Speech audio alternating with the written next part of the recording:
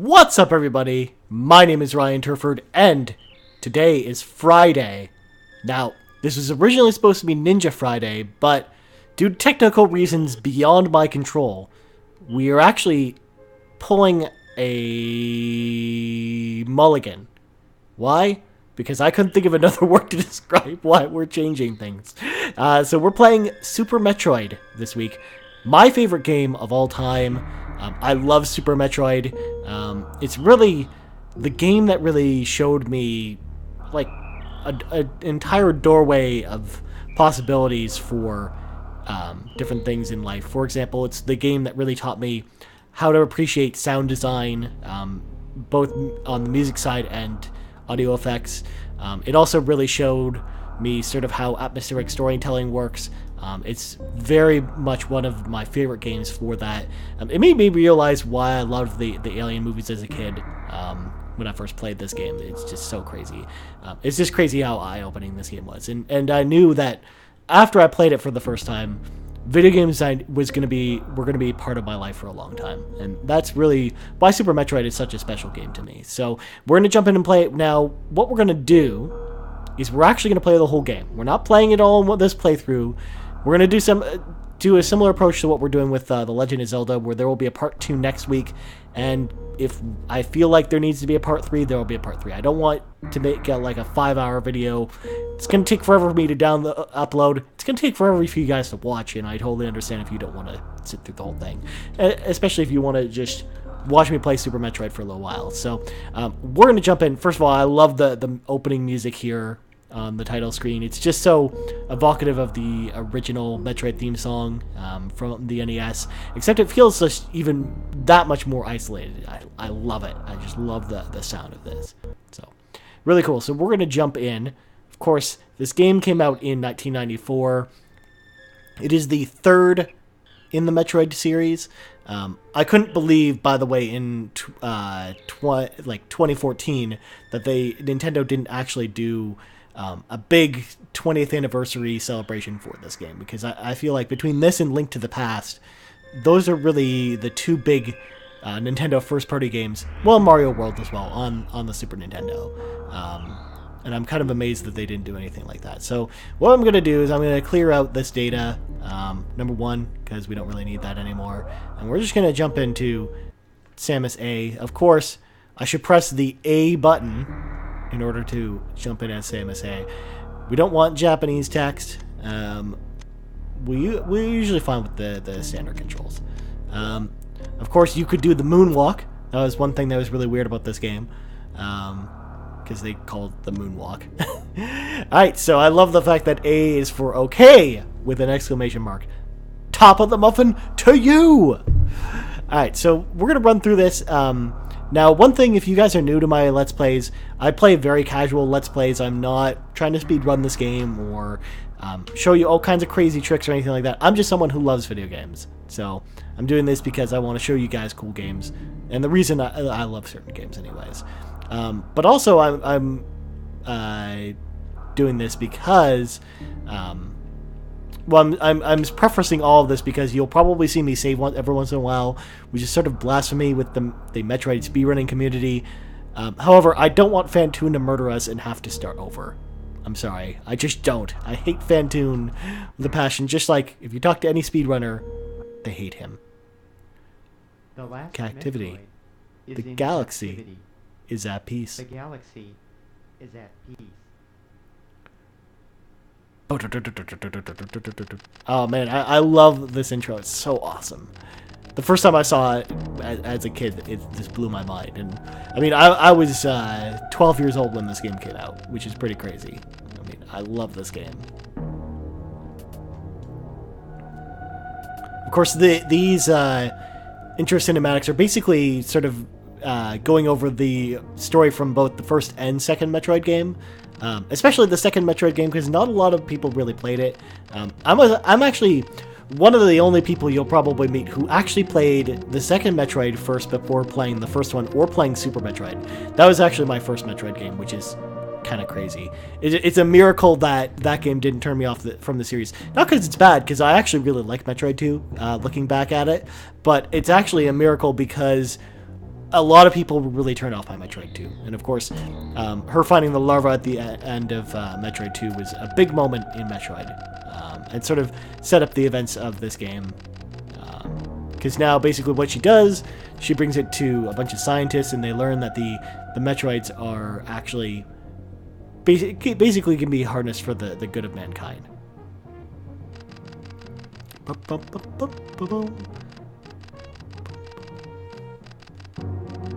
yeah, Metroid 2, I think, was a really good game. Its problem is the same problem that the first Metroid has, because there's no map, and you get lost really, really easily. And what makes it even worse than the original Metroid game, in fact, is because the fact that there's no map, there's also all basically because the game itself is in black and white. Like, it's only in 2 colors. You can't really find your way around without physically drawing some kind of map, which is crazy. So, of course, Samus leaves the ship. She leaves the Metroid with the scientists to go do something else. And, of course, just as she leaves, the space colony gets under attack. You know what the name of the space colony is? Space Colony. Very, very, very original, Nintendo. So, of course, we're in the spaceship that you sort of see in the opening anyways. The look of the spaceship is really, really cool. Although, I'm kind of amazed that this is actually a colony and not just some weird research ship. I mean, it obviously is some weird research ship, but it's just weird how they call it a space colony when obviously no people live here except for the scientists. Of course, that shot of the scientists knocked over by the Metroid cage just looks so cool. Of course, there's the baby Metroid there. Can we take it with us? Nope. Because we're about to fight our first kind of boss. Kind of not really. So we're going to fight Ridley here. Of course, is a battle we're supposed to lose. But, of course, when I was a kid, I was like, and every time I really played this game since that, and I always try and beat Ridley despite the fact that I know I can't. Because, he basically just lets you think you actually have some kind of control against him anyways. Of course, later you're actually going to see me fight Ridley for real, and of course, that fight is actually pretty awesome. So, although at Awesome Games Done Quick, which is a speedrunning event that they hold every year in order to raise money for charity, someone actually speedran the game and fought Ridley first, which is kind of crazy. Oh, do you see what he did there? He's like, you could have it. Okay, not really. So, of course, in traditional Metroid fashion, you have to escape. I think there's an escape sequence in every Metroid game except maybe Metroid 2, because I don't remember that there was. You just basically leave the ship when you leave the planet when you find the baby Metroid.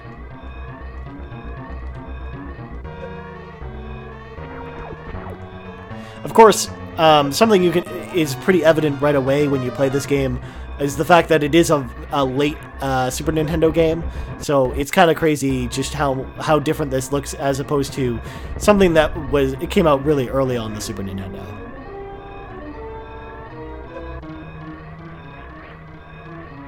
And there we go, we have escaped the first part.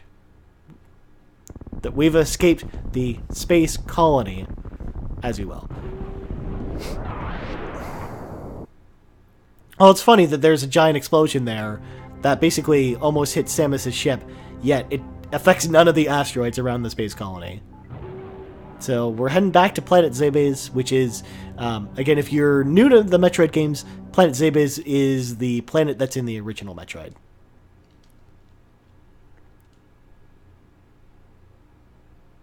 And of course, here we've got one of the coolest opening sequences in any video game, I think. Like, still to this day, it still gives me chills. So, of course, I love the music is so fitting with the fact that it's raining, it's a thunderstorm, there's nothing around. It feels like it's totally a barren planet. Like, nothing's lived here for a long time. Of course, at this point, unlike other Metroid games that came later, Samus starts without her powers at the beginning and then gains them throughout the game. But in other Metroid games, especially later ones, Samus usually starts with her powers and then loses them in some really dumb way. Eventually, they bucked the trend with Metroid Prime 3, but it took that long because they all really start where you lose their powers at the beginning. Of course, here's the infamous climb, where you basically climb up this area. You're going to see us attempt that in just a bit here. Of course, I don't get how the fuck there are clouds in here, but whatever. It's Planet Zabes. It can do whatever it wants. Of course, this is the old version of Turian, which is where you fight Mother Brain in the original Metroid, which is really, really, really cool homage to the original game. Of course, now that area is known as Criteria in this version of the game. It's funny because when you play Metroid Zero Mission, which is a remake of the original Metroid, you actually go to Criteria in that version as well. So of course we're going to collect our first item, the Morph Ball. Classic Metroid item. Allows us to roll around in a ball. And of course this light's going to see us, which alerts all of the enemies to our presence. Morph Ball just allows us to roll around like this. Again, it's one of the most trademark things about Samus, which is why can't Metroid crawl, of course, originates from the Morph Ball. So we're going to go down here and we're going to get our second item, which is the missiles. The missiles will allow us to open any of the pink doors by firing 5 missiles into the doors. That's a lot of missiles because you basically start out with 5. So you can open whatever door you want.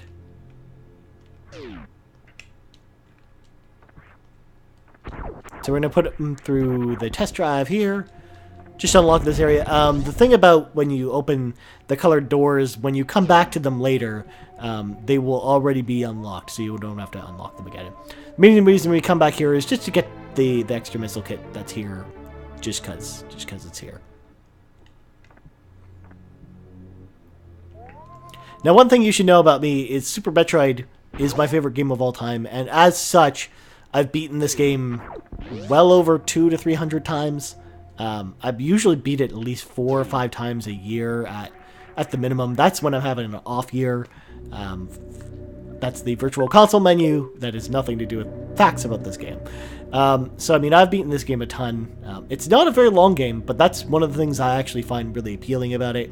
It's the type of game that you can really get lost in for a weekend and then put down and then come back to later when you feel like playing it again. It's one of the charms I actually like about older games.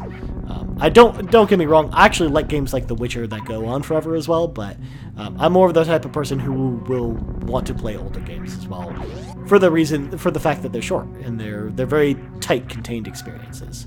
There. So now I've opened both doors, so we won't have to murder all these stupid space pirates again, because I hate killing them over and over again. And now we attempt the climb. Now we've got space pirates in the station, so we actually have things to contend with. But they're pretty easy to defeat. Now, I'm going to do a little move that a lot of people who've been playing the game for a while know to do, which is the wall jump. You basically just, as Samus is spinning, if you press jump at the right time, Samus will spin around and basically do a double jump. And in fact, you can actually chain these endlessly. It's just, on the climb, there's not enough room, and sometimes it's pretty easy to fuck up. Not because your timing's off, but just because you don't have any wiggle room around. So I sort of use it to just do like a double jump, essentially. It makes this process a little bit easier because this room is actually very reminiscent of rooms in the original Metroid. Because if you haven't played the original Metroid before, it's very much all about rooms like this where it's a vertical climb, and you're sort of going between little bitty platforms. Although as far as level design is concerned, this game really trumps the first Metroid in every way, as far as the way that the levels are designed. It's just, there's such a huge difference between this game and the first Metroid. It's kind of crazy that they're to think that they're even part of the same series even. Of course, as I mentioned, you will see me save from time to time. Again, we're not trying to speedrun the game. It's just to prevent, say, accidental death syndrome, where if we die because we stop paying attention for a second, we don't have to start the game over again. because back in these days, there's no such thing as autosave for most games, so you have to sort of be cognizant of when you're saving. But at least you can save, as opposed to, say, Mega Man, where it's just like you can continue, or you can come back with your password. Passwords are dumb, kids. Alright, so now we're going to get our next item, and that is the bombs. But we're going to fight a little boss here. Sometimes you can escape this room and not have to fight the boss, but for the most part, usually when you're playing this game, you basically have to fight it. Of course, it's a Chozo. The Chozos are basically the inhabitants of planet Zebes, who are actually the people who gave Samus her armor, because she herself was raised by the Chozo when she was sort of abandoned by her parents on this planet.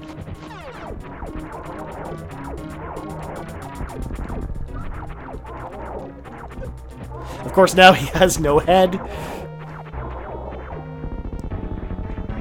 And there we go. So the Bomb Guardian is down.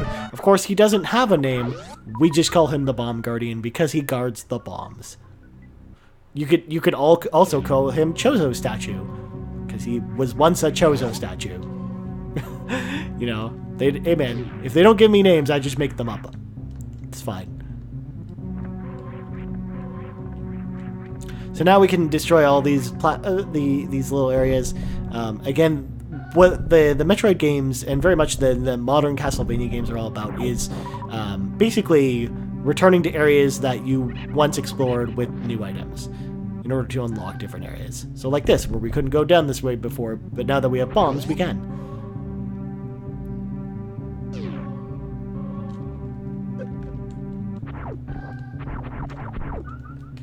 Of course, I should be doing this, but I'm being lazy. There we go. We got our first E-Tank. Energy tanks are very, very important in this game.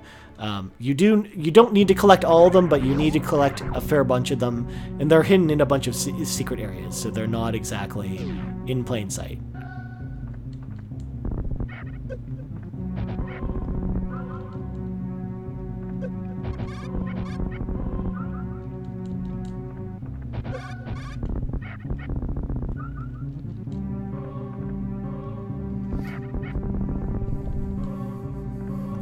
So that pink door down there leads to the final boss. We're not going to go there yet.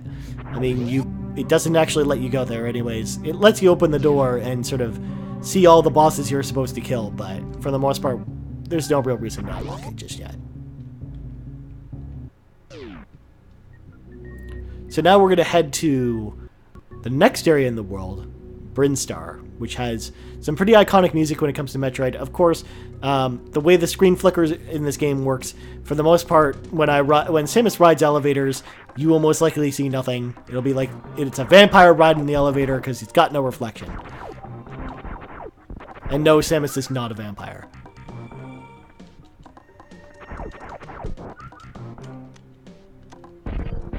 Alright, so this area can be a little bit tricky. I'm going to try this trick, but it doesn't always work. So we're actually going to use the morph ball to try and get through there.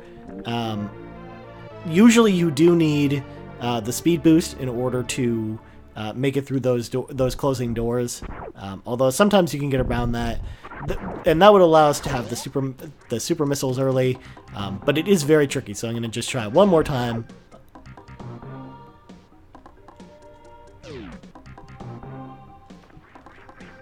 Nope, not going to do it. Again, it is possible to do that, and it actually is very common for someone who's speedrunning Super Metroid to do that, because it does save on fighting a boss later. But you guys want to see all the bosses anyways, right? I mean, that's why you're hanging out with me. I mean, it's not just because you guys like to hang out with me. Let's be real here. Although, I mean, come on, I like hanging out with you guys, so there's that too.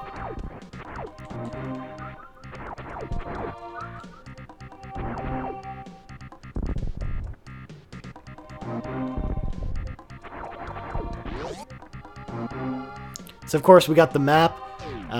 Again, maps are very important in this game because we saw Metroid games without maps, and trust me, having a map in this game is so much more helpful than not having it. Which again, speedrunners commonly, since they know that the layout so well, will generally avoid the map rooms if they can, anyways. Whereas we grab it because, I mean, you don't want me to get lost. I probably won't anyways because I kind of have memorized the layout of this game, but, you know, just in case. Of course, there's the save area. I don't think we're going to need it, so we're not going to go down there yet. We don't really need to go down that other hallway, so we'll go this way. The other hallway basically leads us to a room with a missile recharge station, which is not something we really care about at this point in the game. Maybe if we, like, came back here later and found we were low on missiles or something.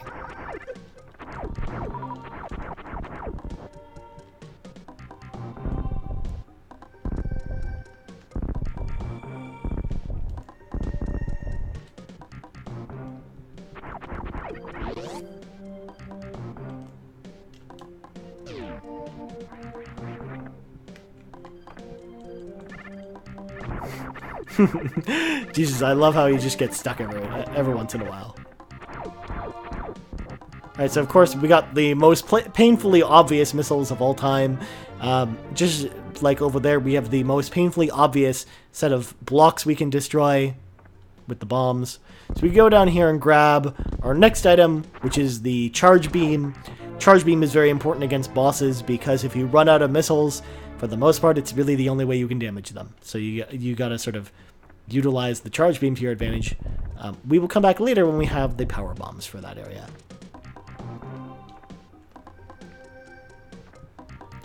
Now we're going to sort of head towards... well, we were going to head towards Kraid, but then I forgot we didn't do the super missile trick, so we don't have the super missiles yet. But that's okay, because that's actually what we're going to go do next, is we're going to go get super missiles. We're going to have to fight a giant plant dude, who's a big plant. He does a lot of plant things. He's very planty, one would say. Yes, I'm saying things that don't make any sense. That's kind of what I do. Of course, we'll use our wall jump ability there. Again, the game itself teaches you how to use some of these abilities like the wall jump, or even the speed charge, which is an ability we'll get to use with the speed boost when we get it eventually, because you'll actually meet different animals throughout the game, and the animals will actually teach you how to do these things. So we haven't met them yet, but you actually will in a bit.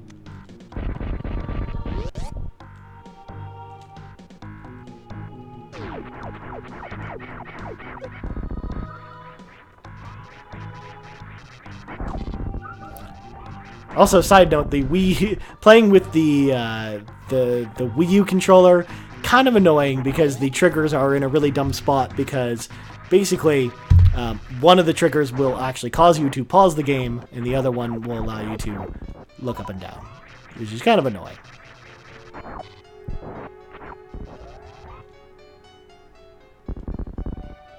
So the green doors can only be opened by super missiles, and of course this is the boss we are going to have to fight in order to get the super missiles. So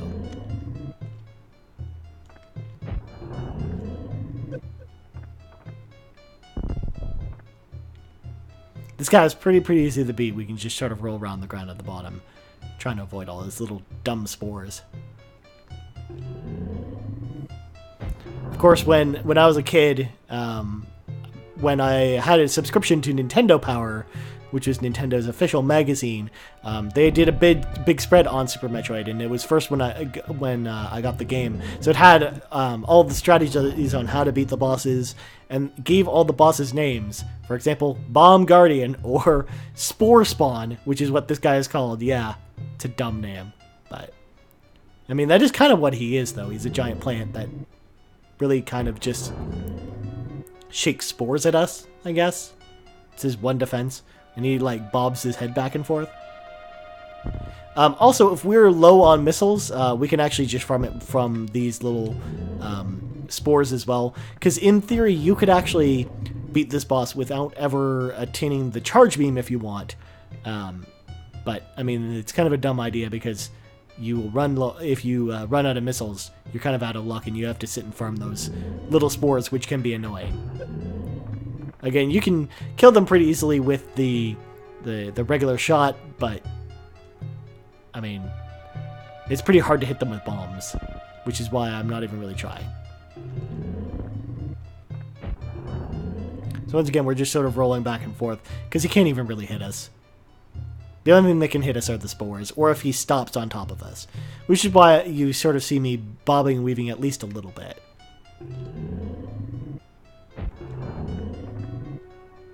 His music is actually really awesome as well. Like all the boss themes anyways, I'm really, really impressed with. Like Ridley's especially, I think, is probably the best.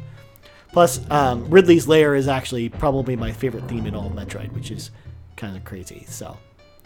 You'll hear that in part 2, because that's going to be near the end of the game.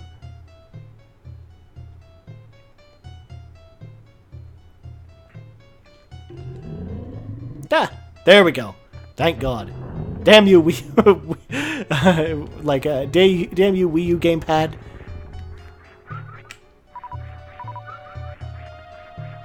So we can just climb up here. He's wilted and died. That's what happens when you eat too many missiles, kids. Let me tell you.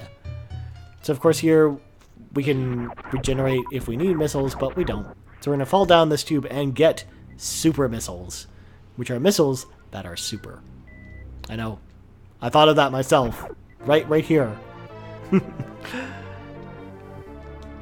Alright, so now we have obtained super missiles.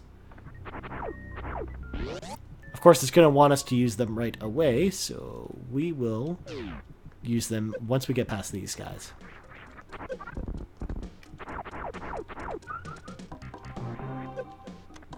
Of course, those little guys are actually put there in order for you to farm missiles if you need to, because you will need them to get out of there. Because the reason you saw me use the super missile there was because that hidden block actually requires you to use the super missile to destroy it. So, alright, so now once again, we're going to go back to this area. And that whole section, by the way, could be totally skipped if you're speedrunning this game. All you have to do is acquire the super missiles using the bomb method that I tried earlier that unfortunately sort of backfired.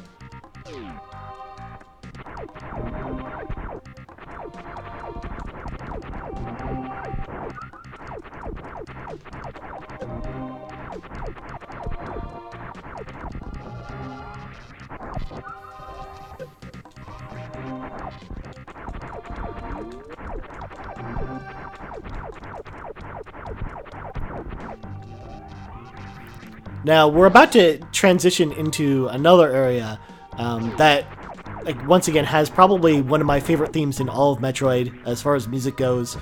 In fact, it's funny because when I was a kid, this next area, I would actually just travel here and just hang out here and just listen to the music. It's just really, really awesome.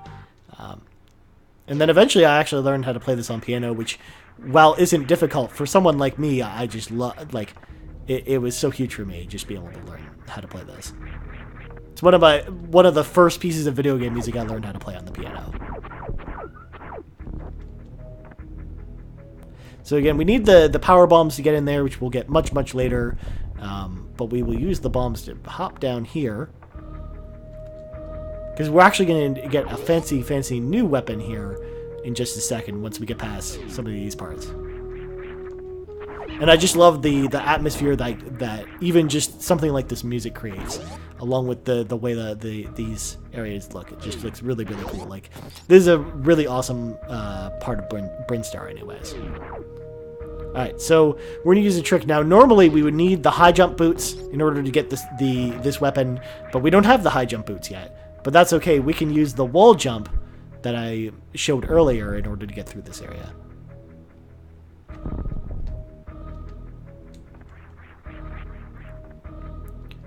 There we go. We gotta wait for that to heal itself.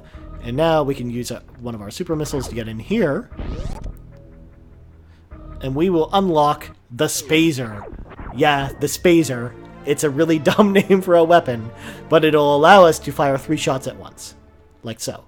And it will augment all of our weapons going forward. So, one thing about the way the weapons work in Super Metroid is that up until we get the Plasma Beam, all of the previous upgrades that we get apply to all of our new weapons.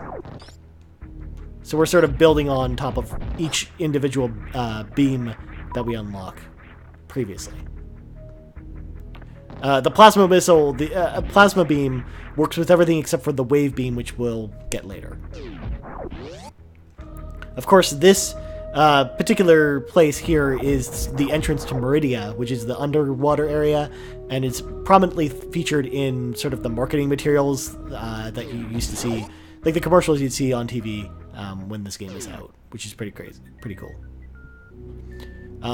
That hidden area over there is actually where the first boss is, like the first major boss of this game is. We're going to go fight him in just a little bit once we acquire the high jump boots, because we are going to need it in order to get to him. So now we've reached Norfair. This is basically the lair for Ridley, as well as other fire enemies. There's also a bunch of power-ups down here that we're going to need later. For example, the high jump boats, which will allow us to fight our burst boss, as well as this energy tank. I like energy tanks. They're our friends. They cause us not to die when we fight Phantoon. And yes, if you have never played this game before, or have never really watched any videos about Super Metroid before, the one thing you should know is that everyone hates Phantoon with a passion. Alright, so here it's basically telling us in order to get out, we're going to need the high jump boots, or you're going to need to know how to wall jump. But luckily for us, we have the high jump boots. So of course the high jump boots just allow us to jump just that extra bit higher to clear that gap now.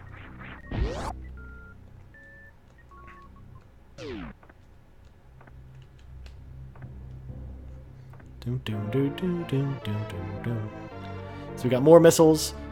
Again, we're pretty good on our missile count. Again, you won't see me go for 100% here, despite the fact that I have completely memorized all the 100% locations for items.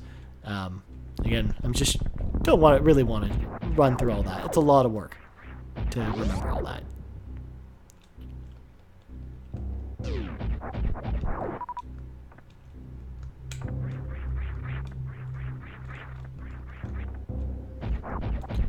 So of course, the reason why you don't see me go through any of these other doors, if I go through this door here, it will plainly show you that my suit cannot handle the heat at the moment. So unfortunately, we need something to counteract that, i.e. another suit or a suit upgrade of some kind. So we're actually going to go back to Brinstar because we can actually find that pretty easily. Now, I know what you're thinking. You're like, you know, there's nothing behind this door. It says there's something over there, but there's not. Well, there's a secret area that can only be unlocked with super missiles. And just like here, this mouth, you can only... Because even if you master the jump there, you can't really get in without the high jump boots.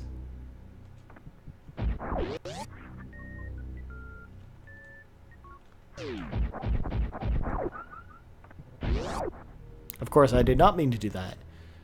Let's just jump back in here. You actually need bombs to destroy the ground there. There we go. Of course, that metal door will actually open when we destroy Kraid. It's sort of meant to be a reward for beating him. Of course, you see all of these guys sort of giving us trouble before, but now that we have the spacer, we can make pretty short work of them.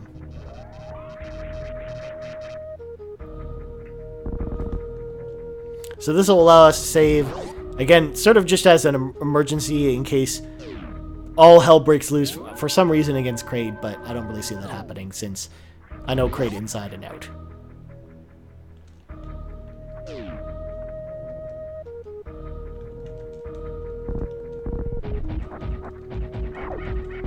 Of course, whenever you leave a room, all the enemies respawn.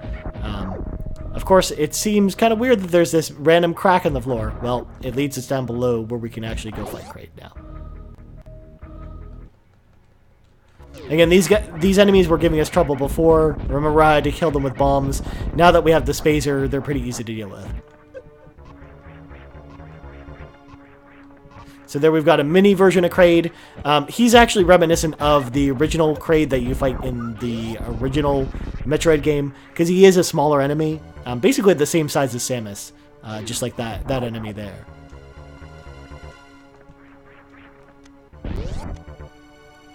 So again, here if we were low on health or low on missiles, we could recharge, but we already are at full. Plus there's an enemy down here that we could actually totally just farm if we need to for power-ups. There we go. I kind of was hoping that super missile would drop. So here is the eye enemy, which is very typical for Metroid games. You usually fight one before you fight every boss. And they usually get more complicated as we go throughout the game, because they usually have more abilities or other ways of dodging our missiles. Although you can just kill them with one hit with a super missile if you don't feel like dealing with their bullshit. Alright, so here we are. We've got our first boss.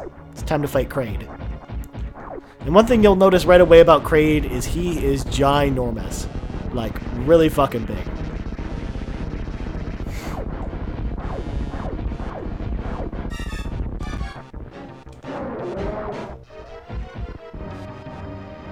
So again, after a couple hits, he'll destroy this area, and now he's super big.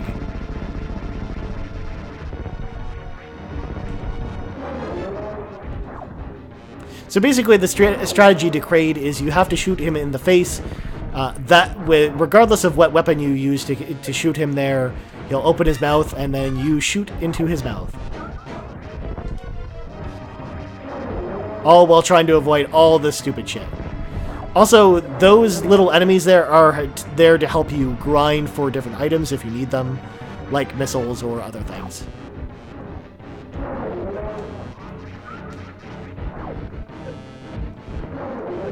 Again, typically with Kraid, he's one of the only enemies that I generally fight the whole fight almost with just the charge beam. It just makes it a little bit easier for us, so we don't have to sort of switch between weapons every time we open his mouth.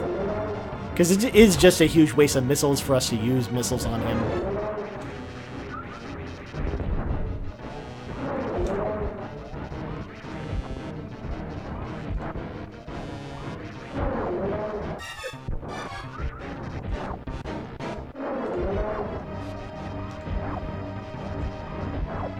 And there we go. So Kraid is down. Of course, if you were low on health and you ran into that spike, you would just die and have to start the whole fight over again.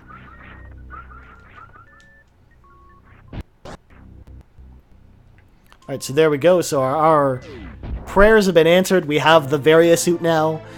This will allow us to take a little bit less damage, because it has a damage reduction bonus, and it also protects us from the heat in Norfair. So now we can finally go explore Norfair at our leisure. Of course, there's nothing really interesting going on in his level, other than the fact that there's spikes up there for some reason.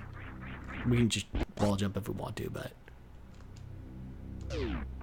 Again, I just love the look of that guy there with just a bunch of little, like, bacteria-looking guys on him.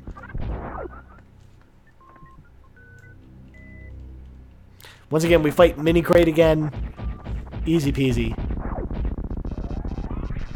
Again, if you actually choose not to go get the Spazer for some reason, like if you don't know where it is, that fight is a little bit more difficult, and all these enemies are more of a pain to deal with if you don't have it.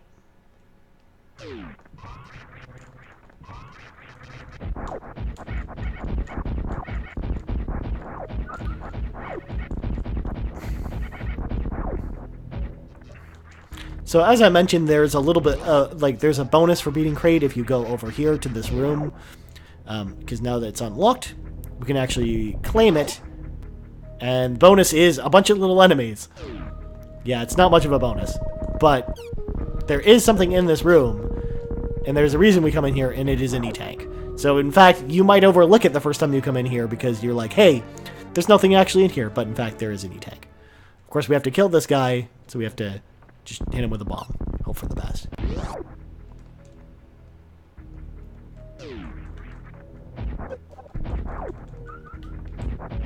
Alright, so now that our first boss is down, again, we can sort of go in a multitude of directions, but usually the easiest path, and usually the path most people will take, is just for us to go to Norfair at this point and get a couple key items. So we're going to get the Ice Beam, we're going to get the Speed Boost, we're going to get a couple of other things to make Samus a little bit more powerful, and then we'll be able to go back and, yes, we're going to go fight Phantoon, which is our next major boss that we have to go fight. I hate Phantoon. That cannot be stressed enough. Alright, so we're actually going to want to go this way.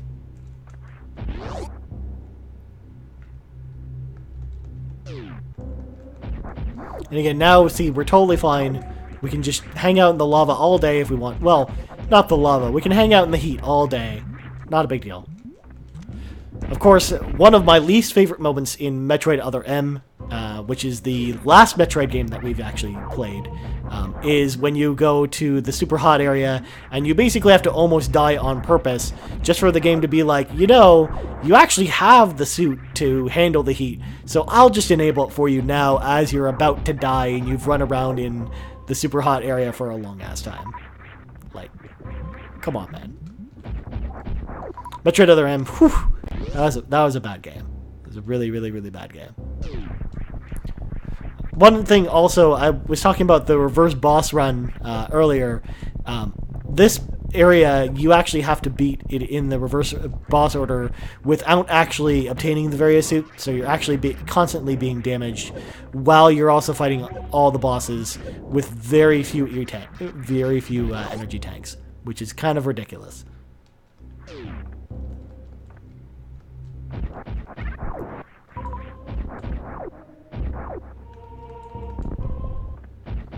So again, we're going to come down here, and this will allow us to get the speed boost after a couple more smaller areas. And one of the doors up there is a save room, which again, I don't feel like we need to go to just yet. Again, like I said, you're going to see me using them, though, every once in a while. And I mean, if we die at this point, all we have to do is fight Kraid again, guys. I'm sure that won't be that bad, right? Right? Oh yeah, it's just me. I can't really hear what you're saying. It could be anything. It could even be a boat. Down there will actually bring us to another boss that we just are not equipped to fight at the moment. These guys on the wall, you can actually freeze with the ice beam. You'll actually see me do that later to our advantage anyways. Because you can also use them as platforms.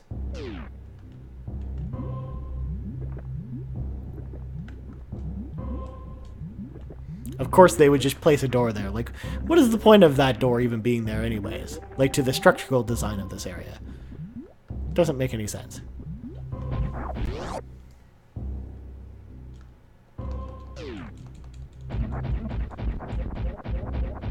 Gotta watch out for those seahorse people. They're pretty bad. For a game I love so much, you fight some weird-ass enemies in this game. So I'll unlock this door, but we're actually not going to go in it yet. We'll actually go in there later once we've attained the grapple beam, which will actually be a long while from now, actually.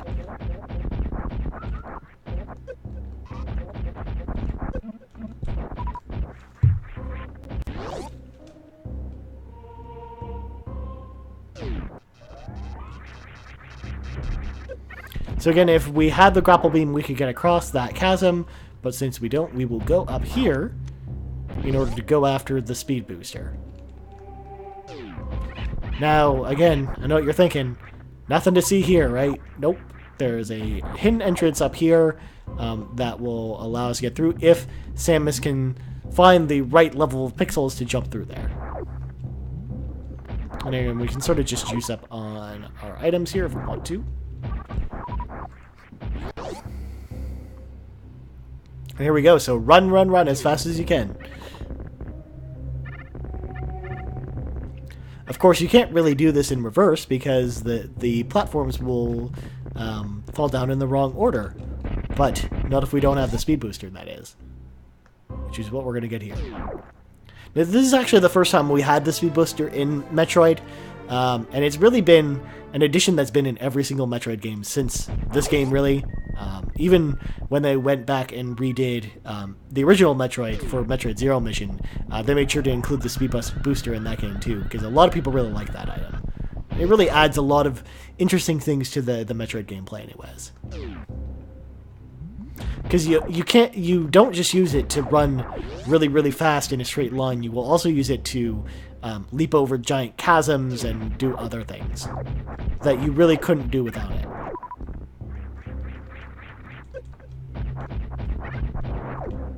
So that door, usually you need the grapple beam to do it. If I had more patience, you could actually see me flip all the way around and do it this way, but I'm not going to bore you guys with that. But that is there is a way to get that get to that door up there without actually getting the grapple beam.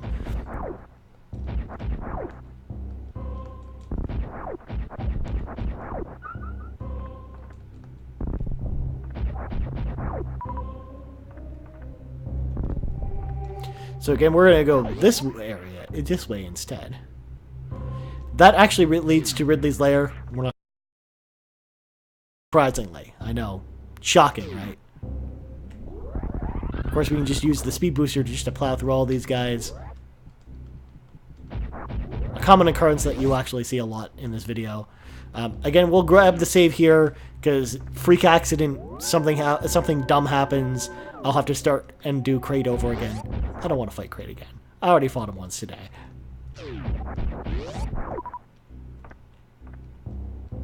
So again, the yellow doors can only be opened by power bombs. We don't have power bombs yet. Probably won't for a while, so don't really have to worry about that. Again, same thing. Power bombs, don't have them yet.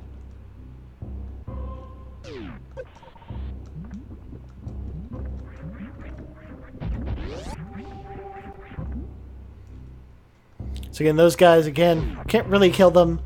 You can freeze them with the ice beam, which, luckily enough, we are actually about to get.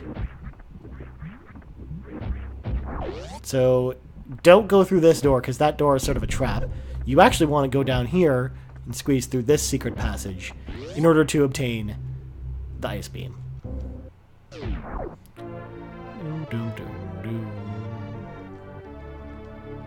Alright, so now we've got the ice beam. Most speedrunners actually will prefer to have this ice beam actually turned off by default. You can actually, if you go into, not that, R trigger. If you go into the Samus menu, you can actually turn off any of the items if you don't want them for some reason. Like, if I wanted to turn the Varia suit off, I could just turn it off to make the game more challenging if I wanted to. But the main reason you'll see that is because it actually, the ice beam will actually slow you down a bit against weaker enemies. Enemies that you would normally just kill in one hit instead take 2 hits because you freeze them first and then you kill them. But the main reason why you mostly keep the ice beam equipped if you're a casual player is because the ice beam can allow you to turn mundane enemies into platforms, and you can get to some crazy ass areas in the game if you just freeze some dudes, which you'll actually see in a minute here to show us actually progressing through this game, because you actually need the ice beam in order to progress and sort of climb back up that area in Red Brinstar that we were in earlier, which is actually where we're heading next. So we get to hear more of that dope-ass music.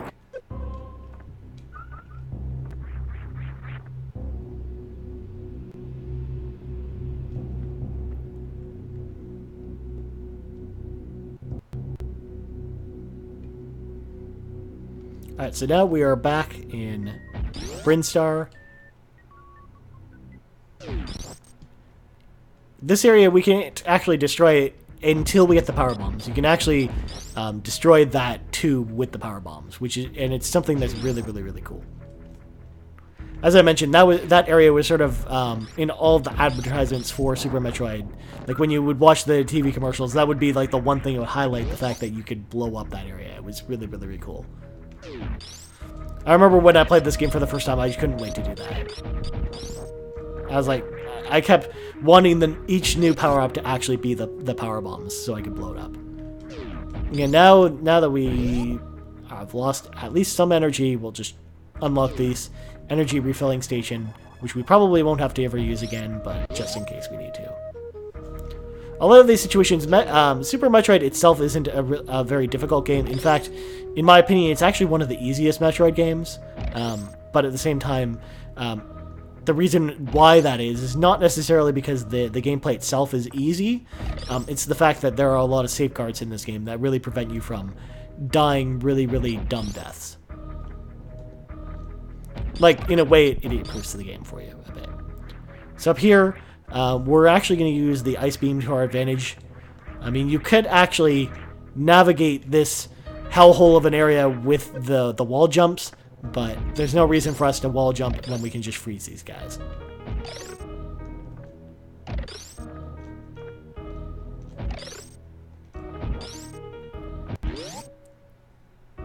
So here, if we actually touch any of those sort of flowery things in the wall, it'll actually just chew on us for a while and then spit us back out again. Because they're giant mouths. So we want to try and avoid them even more probably than we want to avoid those spikes, because I think they actually do more damage than the spikes do. Which is kind of crazy when you think about it, because they're spikes. Alright? So of course that door locked by the power bombs, which means that it's pretty clear that we're going to get the power bombs soon. Of course, once again, I'm going to do the token save that I'm sort of doing every once in a while here. Of course, it'll force all those enemies to respawn, but, I mean, they're kind of child's play.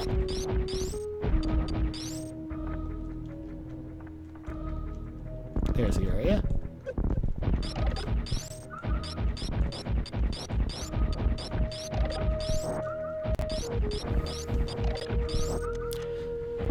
Okay, so in this room, we can actually freeze all these platform guys to basically just use them as platforms, just so it's so easier to get around those mouths.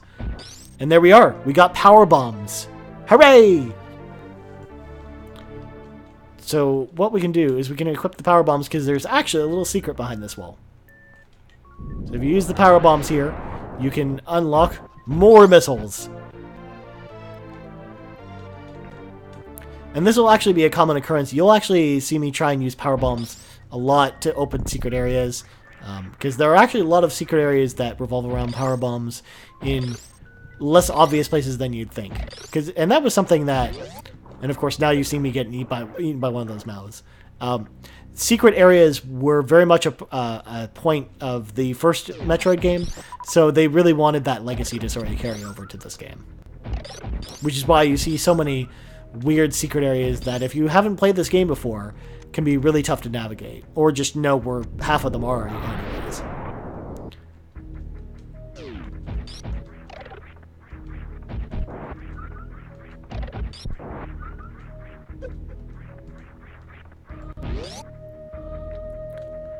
Alright, so now that we have the power bombs, we can actually go back to Norfair and go do some more stuff there. Again, that was really the only reason it had us come back. We could actually use power bombs to get in there too, but there's actually no reason for us to go there yet, because we will need the grapple beam in order to get what's in there, which we don't have yet, surprisingly.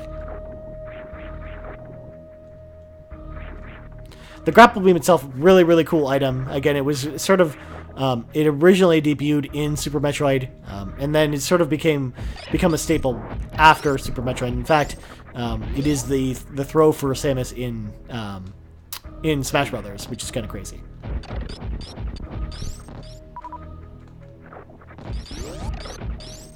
But again, it's crazy how many items sort of originated in Super Metroid and then became staples in all the games, because there are a lot of them that really originated in this game. Power bombs were similar to that too, because they really started in this game.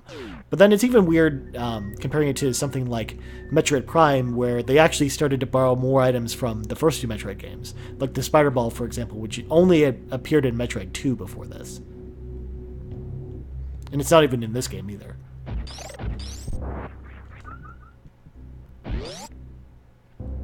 Alright, so we're back at this area again, where we got the ice beam. But we can use the speed boost to get through there. And now that we have the power bombs, we can unlock this area.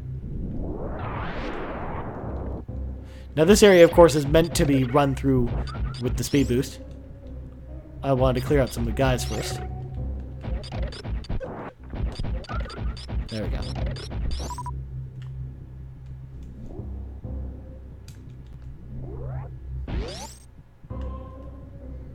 Again, you can easily tell sort of the areas they specifically designed around the speed boost. Of course, it didn't really do us any good. In fact, It was kind of dumb to do that, but that's okay.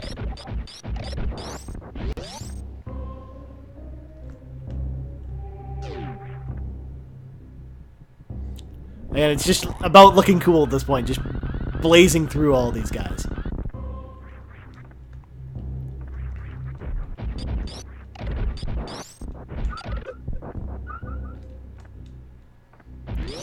So in here, we're actually not going to go this way yet, actually. We're actually going to go down here, because this will actually bring us to our next almost mini-boss. He's not like a full-on boss like Kraid or someone like that. Although his fight is actually very similar to Kraid's, in the sense that you're sort of shooting him in the mouse with something. Except for the fact that we're not actually damaging him right now. All we're doing really is pushing him back. And you're going to see why in a second. And you basically need the charge beam here. You could use the missiles, but I don't want to waste it on the little pellet things that he shoots from his mouth.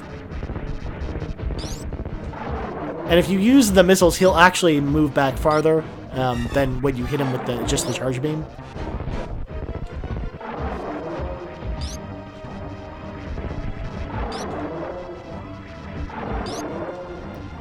So as you can see, we're trying to get him onto these little platforms here.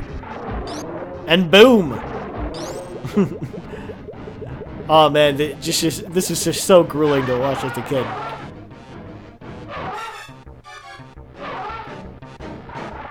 He totally melts. Of course,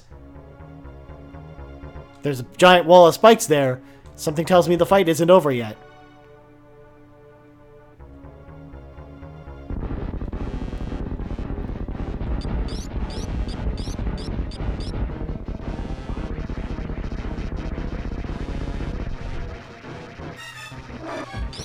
And of course, we got the giant skeleton of the dude who helps us out in the end, in a way, by knocking down that wall there that we just weren't able to destroy.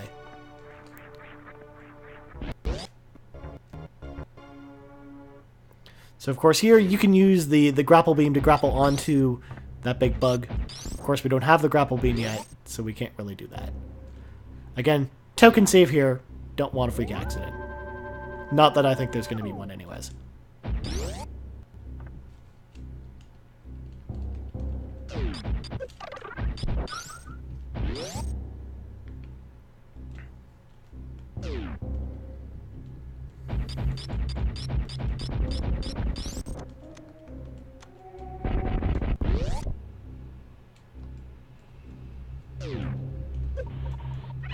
Of course, it makes you think there's actually a reason for using the speed boost there. There isn't.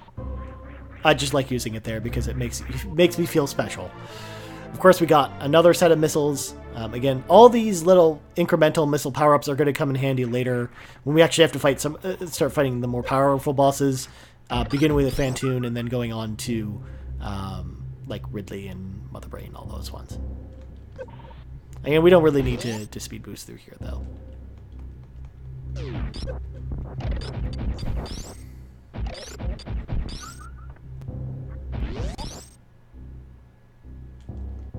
So this area, we actually want to destroy this with the power bomb because it doesn't let us destroy any of these blocks without it. Because we don't want any of them standing except for those ones there, because we're actually going to use the speed boost to get through them. Of course, these enemies are really, really annoying, so we're going to take them out. And there we go.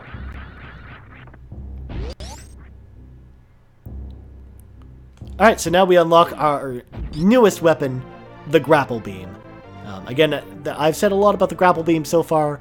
It's an awesome grappling hook. It's also a weapon, although it is very weak. So for the most part, you don't want to use it unless you have to. But yeah, the grapple beam works like this. Basically, all those little pegs in the wall, of course I'm being dumb there, are for the grapple beam. And now that unlocks even more possibilities for us to explore in this area. And of course, now this basically gives us all the items we really need to fight Phantoon. Of course, everyone's favorite Metroid boss.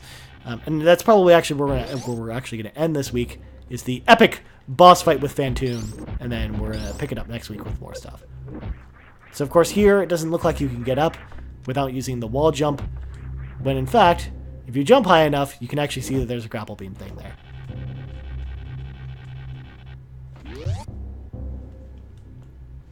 Of course, I don't know why I keep unequipping the grappling beam. I'm just so used to unequipping it for one reason or another. I'm just not used to actually having it equipped the whole time. And oh no, we fell in the water.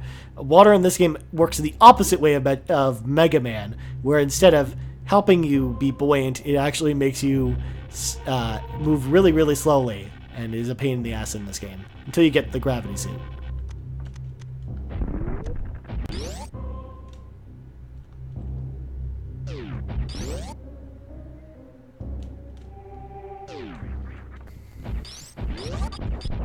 Of course, I don't know why I'm saving. We don't need to save right now.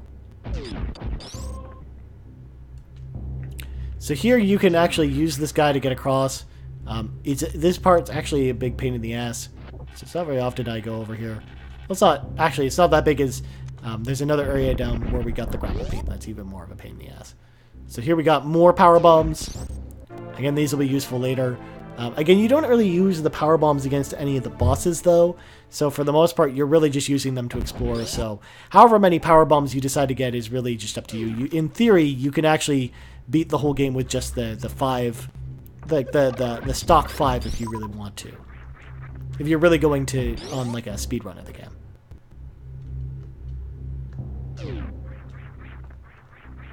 Alright, so here we're actually going to use the grapple beam to our advantage, because if you remember correctly, when we fought this boss, we saw all these grappling hooks here. This section could be a bit tricky because the grapple beam's aim is not always fantastic. In fact, it leaves much to be desired. And there we go. So we got an energy tank. We now have 4 in our collection. Basically, you'll actually have 2 rows of 10. So in fact, there are 20 energy tanks in this game. So lots of energy tanks to get still. In fact, you probably won't see me get them all because, as I mentioned, we're not trying to 100% this or anything like that. No real reason to, as much as I like 100%ing Metroid. In fact, usually when I play it, I will, but it's a lot of work. And a lot of busy work and stupid jumps you have to see me try and attempt multiple times.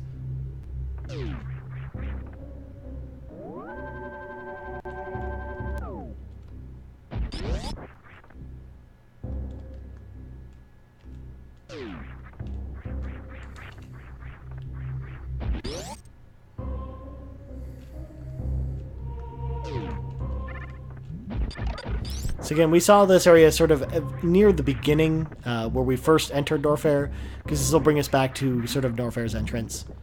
We can use the grappling beam to get across. Or not. Alright, let's do this again.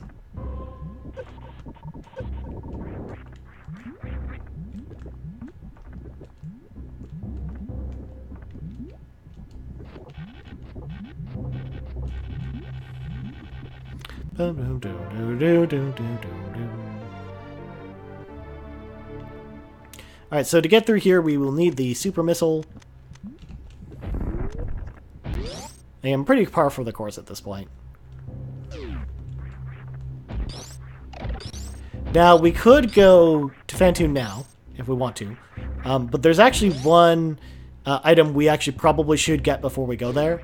And that is the wave beam. Because now that we have the grapple beam, we can actually go get it. So we may as well get the health pair-ups that are in here. And by in there, I mean in there in no way whatsoever.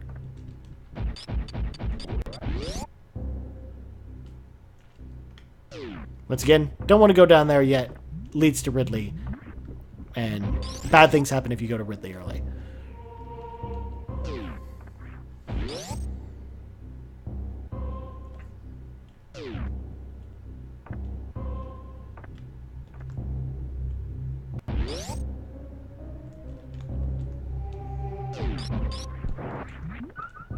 So now this area is way easier to navigate now that basically we can literally freeze everything, and just it makes our lives so much easier when we're trying to navigate this. So this area, if we go down here, will actually bring us to the same area we were just in. So no real reason to go down there because we were just there. Like I said, we might be missing a couple power-ups, but honestly, we're not going to need them. So here, as I mentioned, we can sort of freeze these guys to get through. Less of a pain in the ass this way. We can't actually kill them anyways, so we may as well freeze them.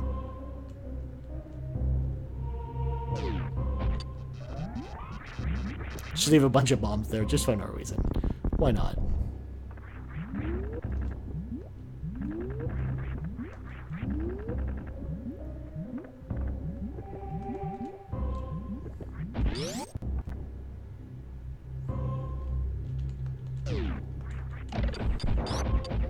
Alright, so again, you probably remember this area from before with the really dumb seahorsemen. Of course, you remember I opened this door despite the fact that we weren't actually going in it, and it's for this reason, because we're actually going to use these platforms to get across. Of course, that is not the way we drew it up, but... No, we actually need to go out. Fuck. Once again, not how you drew it up on the board, but that's okay.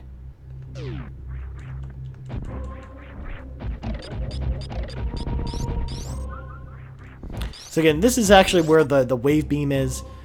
We'll actually get it once we go through this little area.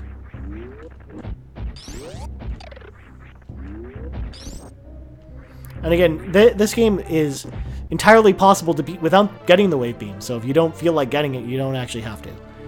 Although it is a major help later, especially when we get to Turian near the end of the game. It's a big help later in the game for sure. But like I said, you don't really need it if you don't want it. And there we go. We got the wave beam. What the wave beam does is it allows you to shoot through walls. So we'll actually be able to navigate through that area that we were just at before.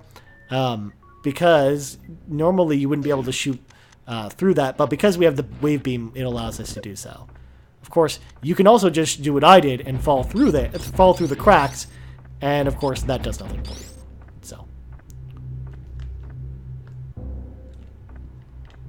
Although that is kind of a weird enemy place in there, because you don't really need to fight it in order to get away, and it only fights back if you shoot it. So. I always thought that was weird.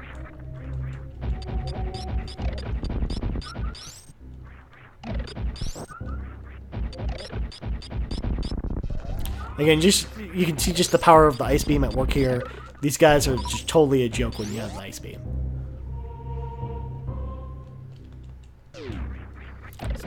So once again, just like before, we're going to use these to get across. Since we weren't able to achieve it without actually using it.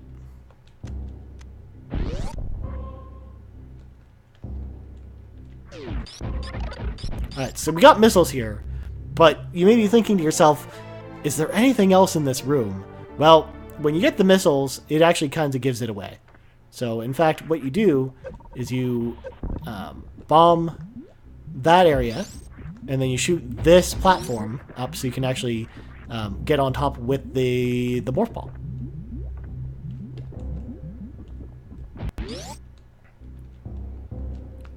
And it'll unveil this little area here. This area is actually way easier with the gravity suit, but we just don't have the gravity suit at this point. So, and this will give us probably one of the most important items in this game to get, and that are reserve tanks. Reserve tanks are basically, they serve like energy tanks, except they will only let you use them when your health unloads. Unless, of course, you can set them to manual mode, where you can sort of trigger them anytime you want. From the start menu, but the auto is actually really good because it will basically use it when you're about to die. So basically at the part where you would want to use it anyways, because otherwise you're not going to really want to use it to recharge your health at any other time, because you're not really gaining anything from doing that. So again, you can set them into auto or manual, whatever your preference is for reserve tanks. There are only 4 of them in the game, and they are very, very important to get, because they will come in handy later when we have to fight the later bosses.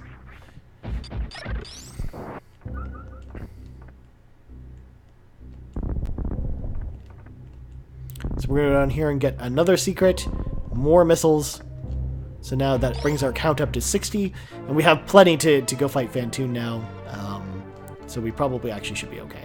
And even our energy tank situation, we only have 4, but to be honest, that's enough. We're not going to need more than that.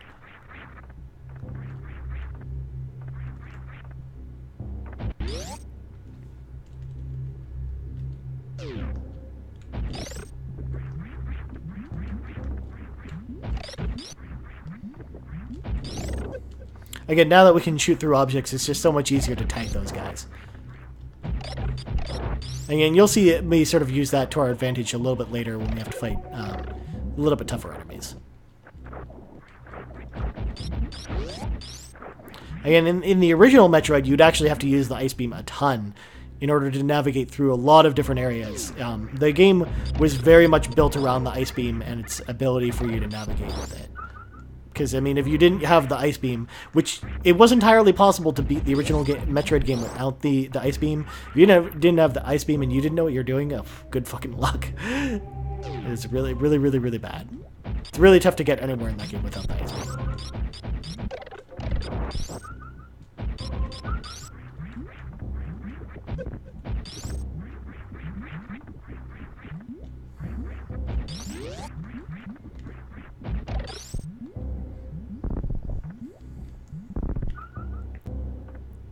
Okay, so now we will go back to Brinstar yet again, but this will be the last time you sort of see me go to this area for a little while anyways, because we're going to go explore the other areas of Brinstar. At least before we leave this area, though, I am going to get white item that we really won't need, but I kind of want to show you guys where it is and how to get it, which is the X-ray visor. The X-ray visor will allow us to see secrets in the world.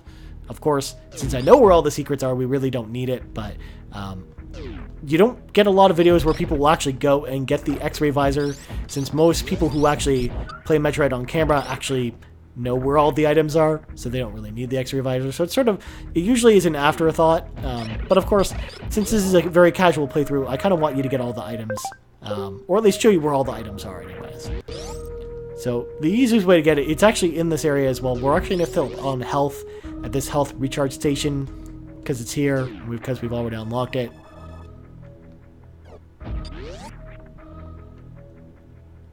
Again, like before, we'll just use the Ice Beam to climb up here.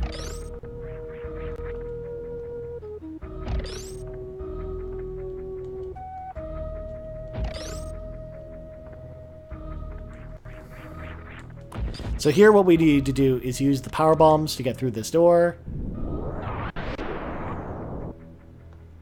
Now, these little fireflies, if you actually kill them, the lights will start to dim until eventually if you kill all the fireflies in this room, the lights completely go out. And it's a pain in the ass to navigate this room if you do that. So, since we have the Ice Beam, we can actually neutralize them without actually killing them, which is what you saw me do there. So again, we just use the grappling beam to get all the way across this giant chasm.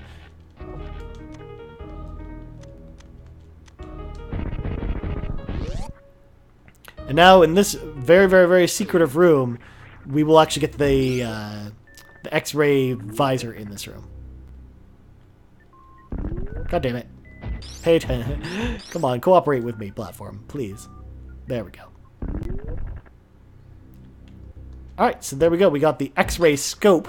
I keep calling it the X-ray visor because that's what it's called in the Metroid Prime games. So we could use the X-ray scope to not use the item cancel button. There we go. So you can use it to just, as I mentioned, it's used to scope out the secrets of all the different areas. Especially if you're new to this game, getting the X-ray scope is actually very, very important. So you can figure out where all the secret items are, where a lot of the additional health power-ups are, or even how to navigate some of the tougher to navigate areas later in the game. Because like I said, if you don't know where all the stuff is, it can really come in handy. But otherwise, if you're a vet like me, usually on my run, unless I'm going for 100%, I usually don't grab the Ice Beam, because there's no real reason for someone like me to grab it. And on speedrunners, same deal. Usually when you're watching a Metroid speedrun, they never usually go for the X-ray scope. And as I mentioned, that it's just a demonstration of them dimming the room. Again, if I killed all of them, the lights would totally go out. So again, we'll use another power bomb to get through that area. Now, we could do this one of two ways. You could go straight up and go straight to the wrecked ship, which is actually where you fight Fantoon. But we're actually going to go this way and collect some of the items that we didn't collect before while we're on our way there anyways. Again, since I know where a lot of the secrets are, we'll just go straight for that.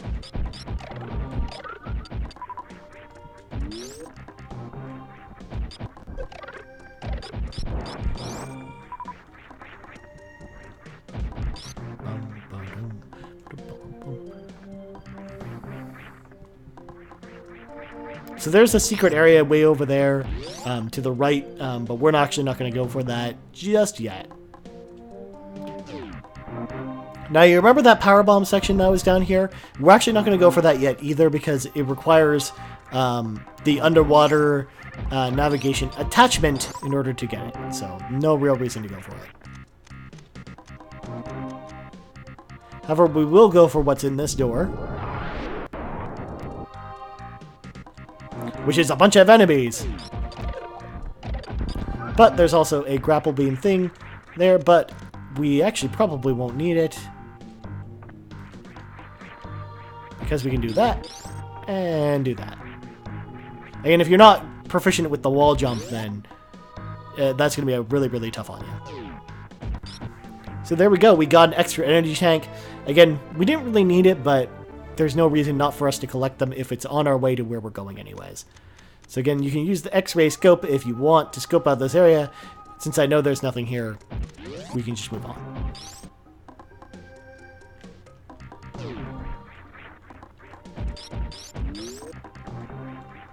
Of course, since I didn't open the metal door before, I actually have to fight these guys. Normally, though, you could actually just open that metal door ahead of time, and then you won't have to do that again.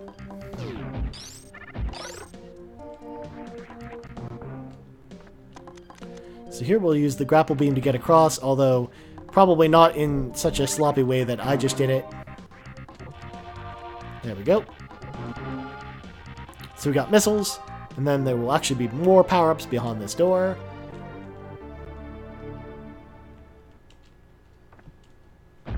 I believe we need power bombs, and we do.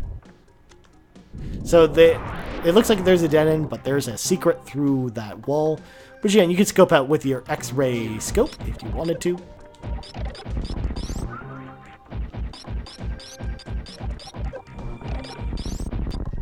So again, secret area here, I believe it's super missiles, and it is. And we unlock more power bombs, as if we need more of those. God, we haven't even come close to running out of power bombs yet.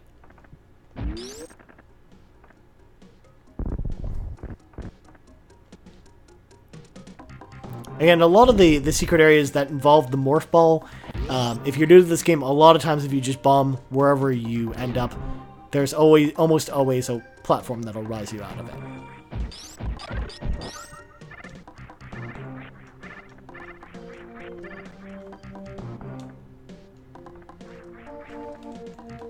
God damn it. damn Wii U gamepad. It's the worst. Well, I mean, I actually like the Wii U gamepad, but playing Super Nintendo games on it is kind of a pain in the ass.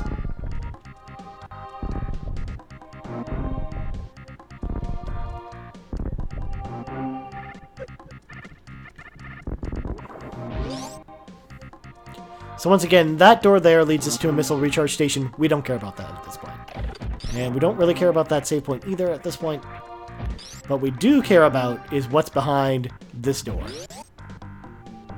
So as I mentioned, we could have gone here before, but now that we're here, we may as well grab what's in here, which is super missiles. Not through this door in particular, but another door. We also got a reserve tank. Very, very, very helpful, because we need reserve tanks. We're going to need them later on in this game. course, we can just roll through here and find some missiles as well.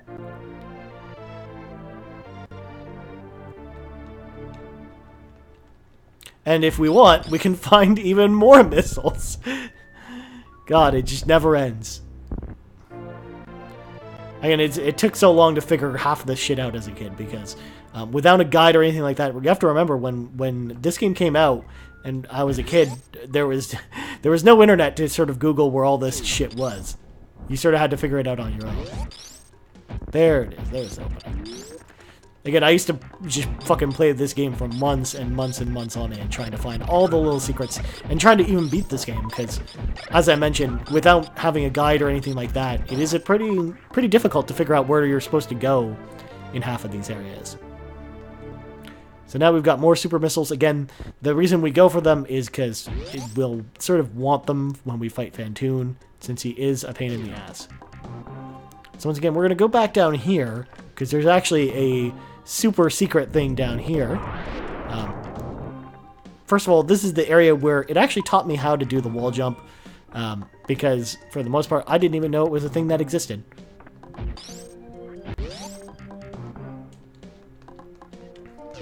Again, these guys we have to kill with bombs. You could kill with power bombs as well if we were in a hurry. Again, not in a hurry. And as you can see, nothing in here. But there is something in here, but I should point out something. There's a hole in the floor right here, basically between here and the E-tank.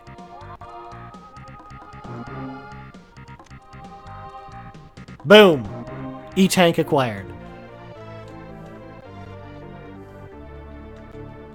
And again, we'll use the super missile to open this area, which gives us even more super missiles, which again, we're going to want for Fantoon, since we're going to want as many super missiles as we can for that guy.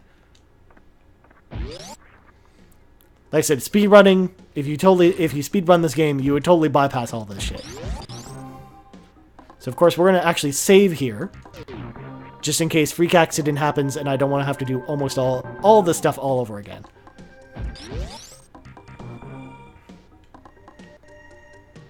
So this area is pretty easy to navigate. It was a big pain the first time I attempted it. For the most part, because there are enemies that you can refill your health with, and there will actually be various ways to refill your health between here and where we're going, that we could actually just run most of it along the bottom if we really wanted to. Of course, that yellow light indicates that there is some energy in my reserve tanks that I can use if I need it. So here, the game teaches you how to do the wall jump. Basically, these animals will teach us how it works. You basically see them go up against the walls, which is what you'll see me do here. And we're going to actually almost beat him up. Come on. We got to win. Damn it. He beat us.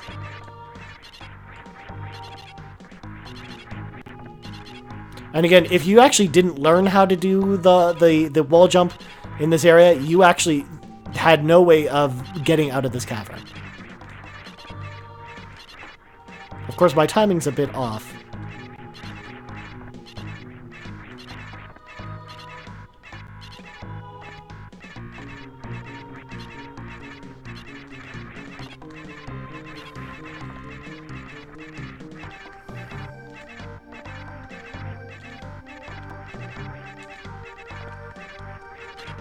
Damn it.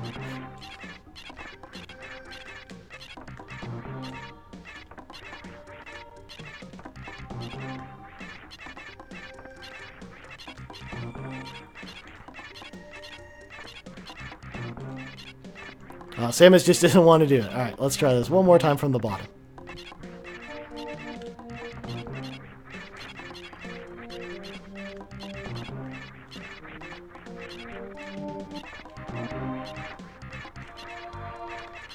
There we go. Thank God. And then what we do to get through there is we just quickly jump and then roll into a ball. Sorry to make you guys watch me do that. I was not expecting to have so much trouble doing wall jumping, something that I've gotten pretty good at.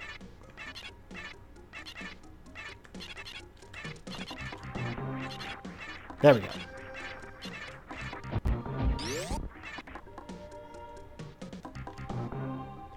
Alright, so now we can just go up through this area where we came in. Of course, we will need to use power bombs again in order to get through here since all these blocks regenerate, but not a huge deal. And the enemies are dropping power-ups because if I go to Samus, I'm filling up the reserve tanks. You have to manually fill them. Even if you go to an energy recharge station, you have to manually fill them every time. The only place that actually fills them for you is Samus's ship, which refills all your power-ups if you use it.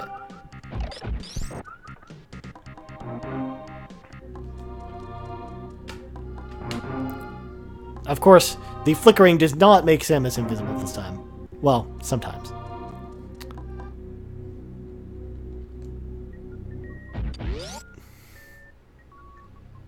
So we have returned once again to Crateria, which is the place we started the game.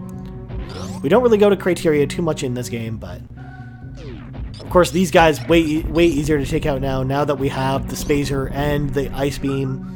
They would actually die in one hit if we just used the Spazer, but we have the Ice Beam equipped, so it takes 2. And again, we can actually just bolt through this area now that we have the speed boost.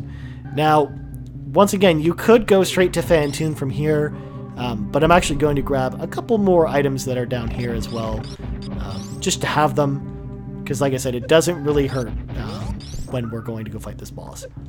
It's really that annoying.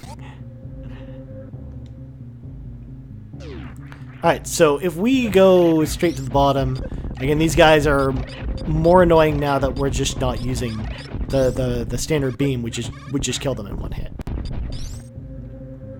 We bomb through here. We can use the power bombs to get through this area.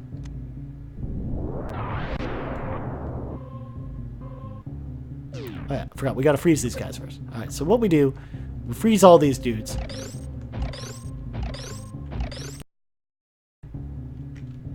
And then jump, because you can actually use the speed boost to do a speed jump. You can also use the speed jump to just jump straight across as well, and you can burst through that doors that way. Something that you will see speedrunners do all the time and use to their advantage to get through big dumb areas where you run straight, basically.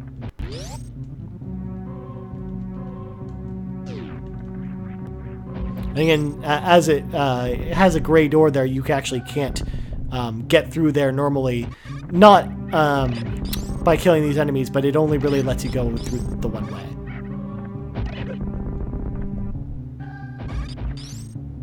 Since it wants you to basically learn how to use the speed jump, that is. We're going back down to the bottom area for one more item, which is actually down here. I don't think we need the power bomb, but if you bomb where Mother Brain's area is, it actually leads us to some missiles as well. Again, doesn't hurt to have more missiles.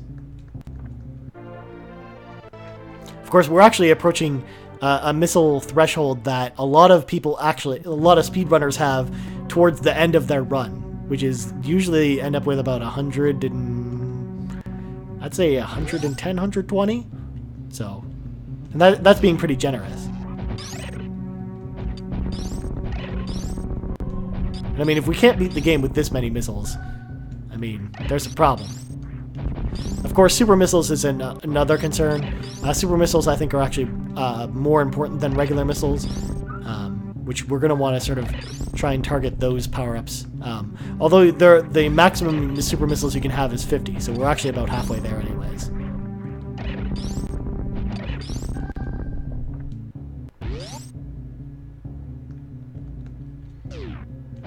Now again, you don't see me use the save here, because there's actually no reason for me to use it just yet, since we don't really need it until... Well, I mean, we're actually going to save when we go to our ship, which is outside, after we go through here, because I forgot before to grab the map of Crateria, which will actually be handy.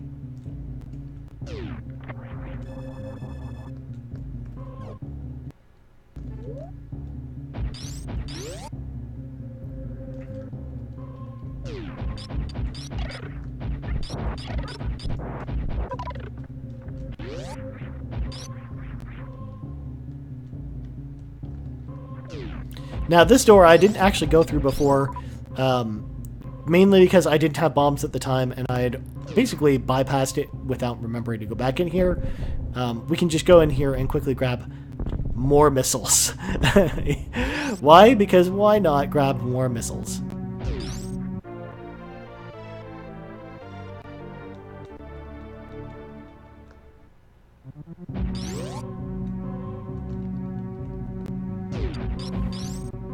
So of course we can just bomb to get up there and go straight through.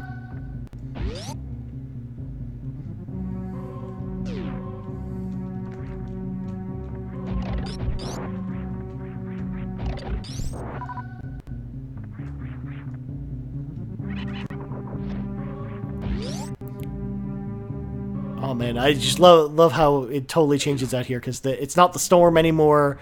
The music changes and everything else about the outside totally changes. It looks really, really cool. Of course, we use the ship to basically refill everything and then save. As I mentioned, this will be one of the only times we can save before we get to Fantoon. So it's a good thing for us to do it now to save freak accidents, because he's not the toughest boss in this game, but he is the most unpredictable of all the bosses, and probably the most likely chance that something dumb is going to happen and we're going to die. Because Ridley, I think, is a harder boss, for example, but there's less of a chance of us dying, I think, since his attack pattern is way more organized. Fantoon is another story because he just sort of does what he wants. So we got more missiles. We're up to 90 missiles now, which is pretty absurd. We could actually get some more if we felt like going into the water, but I don't feel like navigating out without the underwater attachment. So again, this is basically checks to make sure that you have the grappling beam, which we do. You can get through this area without the grappling beam, but I mean, we have it, so we may as well use it. Plus, I like to show cool weapons off. Alright, so here we need another super missile in order to get into the wrecked ship. Now, the wrecked ship is kind of a cool place to go to, because when you first get here, as you noticed, there's no power. If I go in here and show you the save station, which I wish we could use, for example, there's no power. Everything in the ship has been off for years and years and years. Like, you have no idea how long it's been off for. So it's just something like really cool that was very unique for the time. Like, you didn't see any other games try something like this. Of course, we got weird space ghosts from space. And they're pretty easy to defeat. I kind of wish one of them would drop a super missile.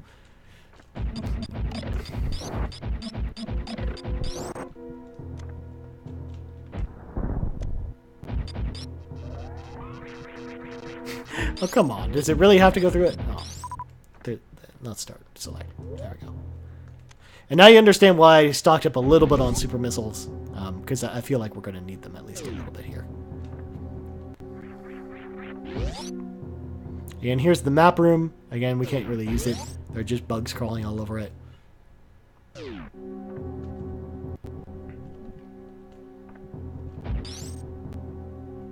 Alright, so once again, you can tell we're about to hit a boss because we got one of these eye things.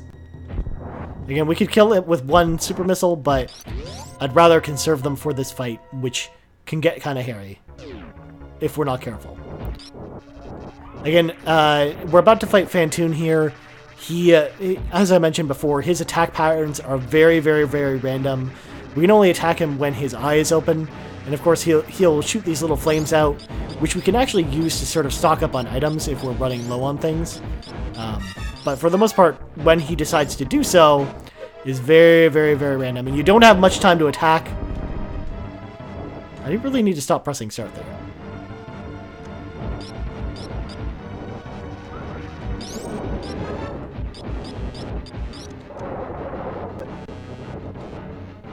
So there's one. And basically his attacks will get faster and faster as we go on.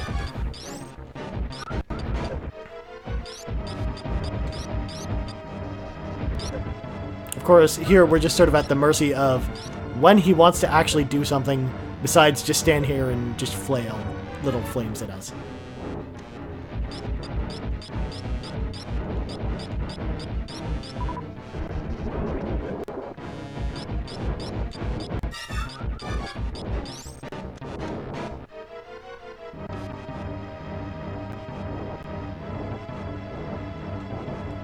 Alright, that's 2. It'll probably only take about 5 or 6 super missiles to kill him, so.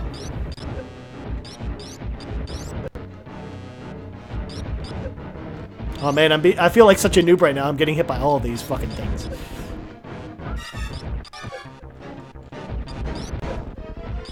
Alright, so once again we go through sort of the same attack pattern again. Again, when he feels like opening his eye or doing anything besides this is a mystery to us. Just sort of will do it whenever.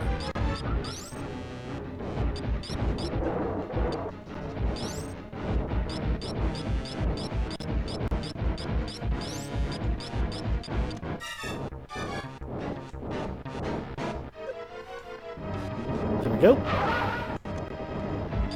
And now he uses this attack again. Again, I usually try and stay on one side because I can sort of sacrifice the body a bit since I have extra energy tanks. We can sort of just afford to take a little bit extra damage in that step if I know that I basically am hitting the flames about half the time.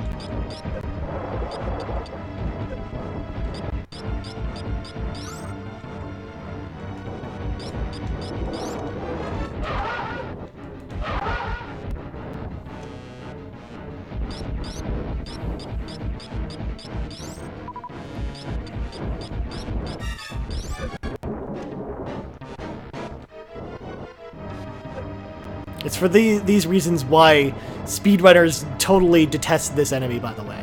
And really, come on, no one likes Phantoon. And there we go! He's down! Yes!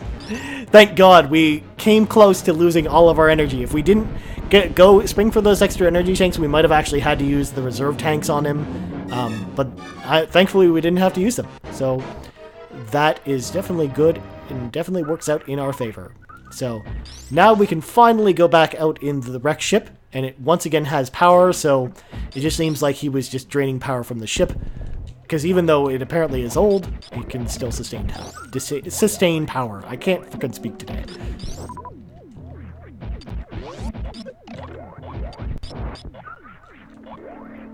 So we're going to go ahead and grab the map for the wrecked ship. The wrecked ship itself is really short. Like, look at this map. There's not much to it, and we already beat the big boss in this area. So, for the most part, there are a couple key items that we're going to get here. One of them being the last suit for Samus, before we sort of trot off and beat the game. I mean, we're not going to beat the game just yet. We're actually about halfway through at this point.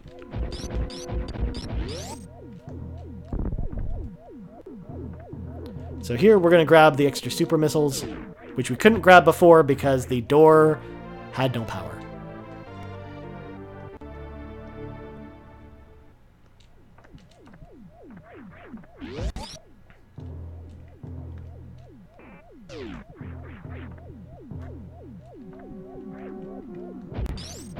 Of course, we can open that door now that Phantoon is dead. And we're going to go to this last save point because we're going to save here, and this is actually going to end this Let's Play. As I mentioned, we are sort of doing this in 2 or 3 parts, depending on sort of how far we get in the next section. I personally think we can actually finish it in 2, but we'll see. So what do you guys think about this video? Let me know in the comments below. Again, if you like it, like, subscribe, share with your friends, all that good stuff. If you want to hit me up on Twitter, you can find me at Ryan Turford. That's Turford. You can also find me on Twitch at twitch.tv/Ryan Turford. Are you a fan of LEGO Dimensions or Ghostbusters or both? Tuesday night, 7 p.m. Eastern Standard Time, I will be live streaming a live unboxing and playthrough of the LEGO Dimensions Ghostbusters pack. So you're not going to want to miss out on that. I'm going to try and export it to my YouTube channel as well in full archive form as well, in case you missed the live stream. Also, are you looking for a new video game podcast to check out? Check out my podcast that I co-host every week called the Game Moose Podcast. All the deets are in the instructions below, in the not instructions, in the comments below. You can find us on iTunes as well as a bunch of different other places. www.talkmoose.com to be precise. Anyways, that's going to do it for this Let's Play, as I mentioned. So for anything else, Let's Plays, unboxings, whatever, keep it in the right place. youtube.com/Ryan Turford.